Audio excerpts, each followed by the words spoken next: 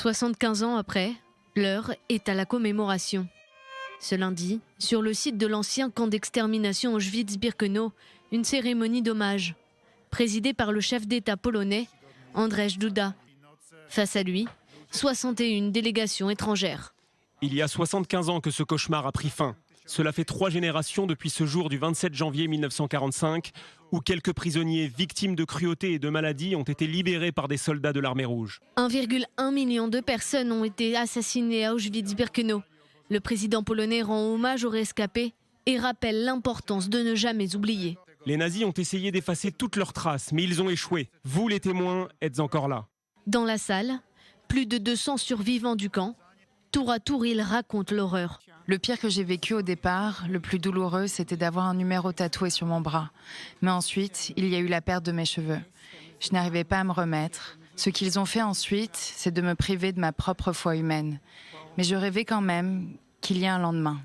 Née en 1925 à Lodz, en Pologne, Batcheva Dagan a été déportée à Auschwitz en mai 1943. Elle a survécu à de nombreuses tortures et maladies, ainsi qu'à 2 marches de la mort. J'ai toujours ce sentiment aujourd'hui.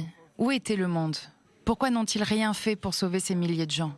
Plus tôt dans la journée, survivants et représentants d'État ont visité le site d'Auschwitz-Birkenau. Parmi eux, le président israélien. Reuven Rivlin rappelle que si le peuple polonais a combattu l'Allemagne nazie, nombre de Polonais ont aidé au meurtre de Juifs.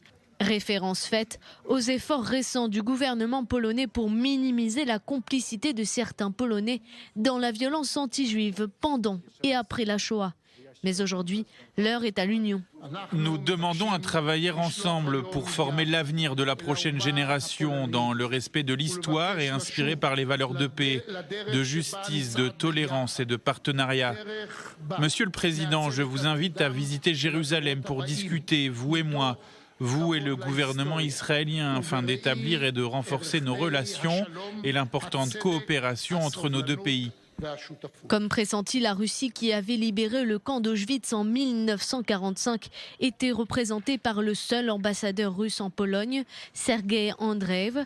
Le mois dernier, Vladimir Poutine a déclaré que la Pologne avait contribué au désastre de la Shoah, provoquant une brouille diplomatique sévère entre les 2 pays.